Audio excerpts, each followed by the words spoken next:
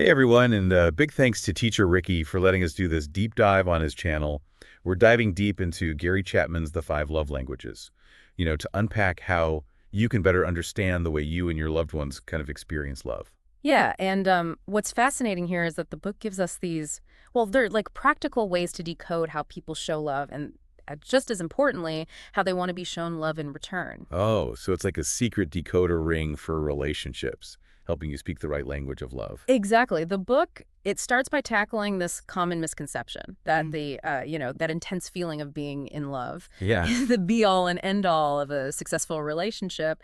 It's actually kind of a bit of an illusion. Oh, so like Josephina, I don't know about you, but that's definitely not how they portray it in the movies. Right. But Yeah. but think about it. That initial rush of emotion, like it's designed by nature to bring people together, but it's not designed to last forever. Mhm. The book explains that this in love stage is actually like a temporary biological and psychological, Okay, so how long does this in-love feeling usually last? on average about 2 years, which might explain why. Some couples seem to hit a rough patch around that time. 2 years, huh? Okay, so what happens after those 2 years? Does that mean the love is gone? Not at all. This is where it gets really interesting. The end of that initial in-love phase. It's actually an opportunity to build a deeper, more lasting love based on understanding and truly meeting each other's needs. And that's where the five love languages come in. Precisely. Chapman argues that we each have a primary love language, a specific way we feel most loved and appreciated.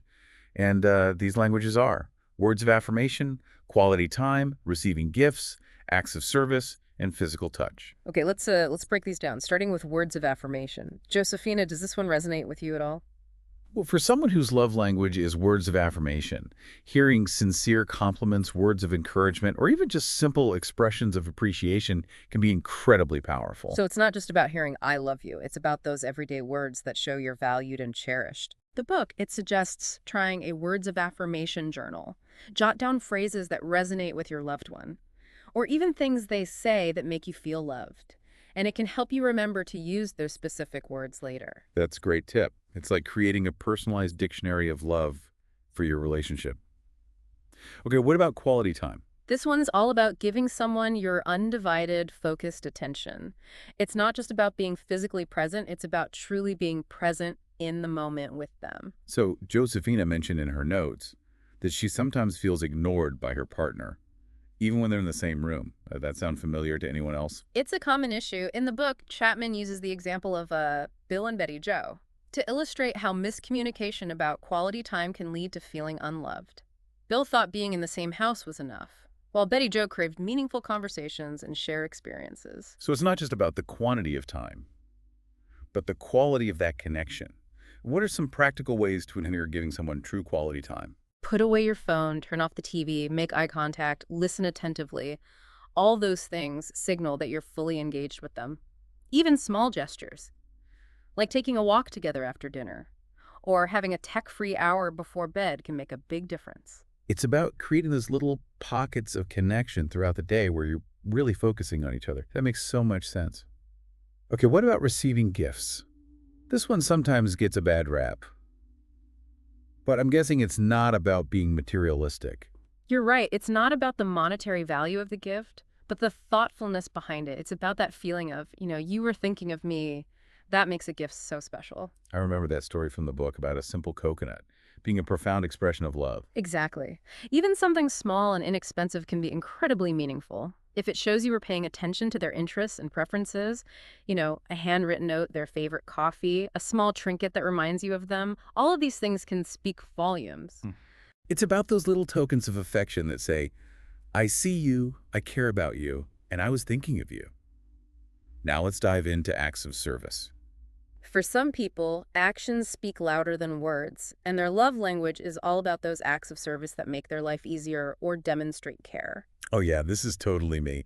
I feel so loved when, like, my partner does the dishes without me asking or picks up my dry cleaning. It just makes my life so much smoother. And it's not just about chores, although those are definitely important. It could be offering to help with a project, giving a back rub after a long day, or even just being a good listener when they're feeling stressed. So Josephina mentioned in her notes that she wishes her partner would help out more around the house. Maybe his love language is acts of service.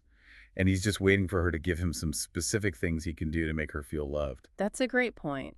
Sometimes people just need a little direction. Instead of getting frustrated, try saying something like, "Honey, I'm feeling overwhelmed with all the housework. It would mean the world to me if you could help out by doing X, Y, or Z." It's about being direct and specific about what acts of service would make you feel most loved. And remember, everyone has their own dialect within this love language. Right. What feels helpful to one person might not feel like an act of love to another. In the book, Chapman talks about a couple, Mark and Mary, who kept having misunderstandings about acts of service. Oh, what happened with Mark and Mary? Well, Mark thought he was being helpful by fixing things around the house, but Mary really craved help with the kids and cooking. They weren't on the same page about what acts of service were most meaningful to each other. So communication is key, as always.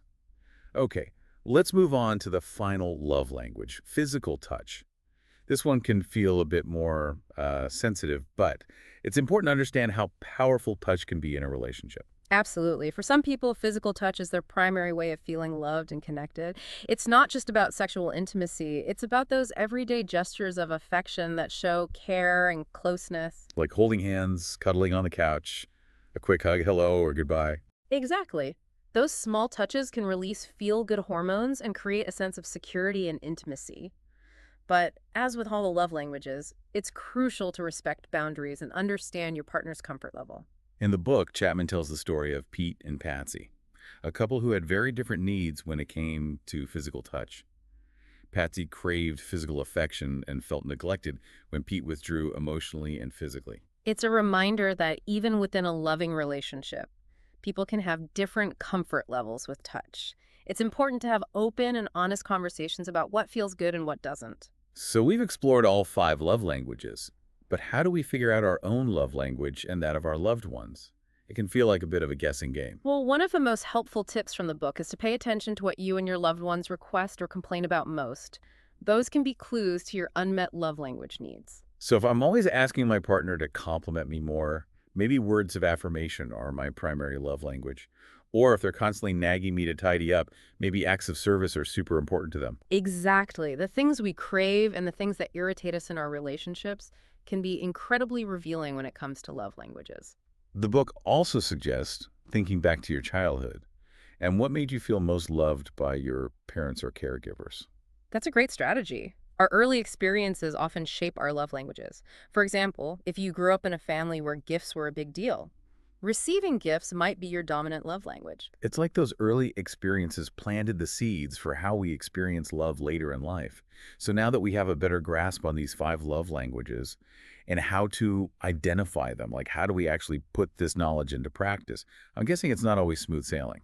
You're right. It's one thing to, understand the concept, but No. actually changing your behavior and consistently speaking your loved one's love language, that can be a whole other challenge. Let's Sufi and I bet this resonates with you. It's like you read the book, you have that aha moment, and then you try to apply it in real life. And it's not always as easy as it seems, in theory. Exactly. The book talks about this. It's like learning any new skill it takes, time, effort, and consistency to make it a habit. Life gets busy, stress creeps in, and it's easy to slip back into old patterns, even when you have the best intentions. So how do we stay on track? Do you have any advice for how to make speaking your loved one's love language like a more consistent part of your relationship? Well, one helpful tip from the book is to schedule it in, literally, just like you might schedule a workout or a doctor's appointment. Block out time in your calendar for activities that speak your partner's love language. Ooh, okay. So if my partner's love language is quality time, I might schedule like Yeah. a weekly date night or even just a 30-minute coffee break where we can connect without distraction. Exactly. And if their love language is acts of service, you might block out time on Sunday afternoon to tackle a chore together or run errands as a team. So it's about being intentional and proactive, rather than just hoping you'll magically remember to speak their love language in the midst of your busy week. I love that. What about those situations where, you're putting in the effort, but your partner isn't reciprocating? That can feel pretty discouraging. It can, and it's important to acknowledge those feelings. The book stresses that. Love languages work best when both partners are willing to learn and speak each other's language. It's a two-way street. So what do you do if you feel like you're the only one putting in the effort? Communication is key. Have an honest conversation with your partner about how you're feeling. Don't accuse or blame. Just explain that you've been trying to express love in their language, and you would appreciate it if they could do the same for you. It's about expressing your needs without making your partner feel attacked or defensive. And sometimes that might require a little compromise. Right. You might not always enjoy doing things that speak your partner's love language, but if you know it makes them feel loved and appreciated, it's worth the effort. And hopefully they'll be willing to do the same for you. It's about finding that balance between meeting your partner's needs and ensuring your own needs are being met as well. Love is a partnership after all. Speaking of partnerships, we've been focusing a lot on romantic relationships. But can these principles apply to other types of relationships as well? Absolutely.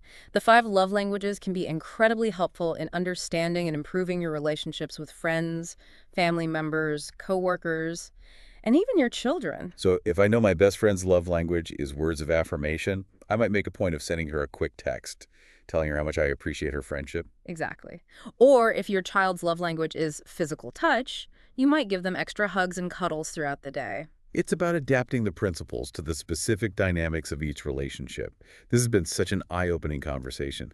Josephina, we hope this deep dive has given you some practical tools for building stronger, more loving relationships in all areas of your life. Remember, understanding love languages is a journey, not a destination. There will be bumps along the road, times when you misinterpret each other's needs, or when you just forget to be intentional about speaking each other's language. But the important thing is to keep learning, keep communicating, and keep putting in the effort. Love is a verb. And the more you practice speaking the right love language, the more fluent you'll become in the language of love. Well said. Huge thanks to Teacher Ricky for letting us explore this fascinating topic on his channel. And to everyone watching, we'd love to hear your thoughts on this deep dive. What resonated with you the most? What are you going to try implementing in your own relationships? Let us know in the comments below. And if you enjoyed this deep dive, be sure to like, share, and subscribe to Teacher Ricky's channel. We are always open to suggestions for future deep dives, so let us know what books or topics you'd like us to explore next. See you next time.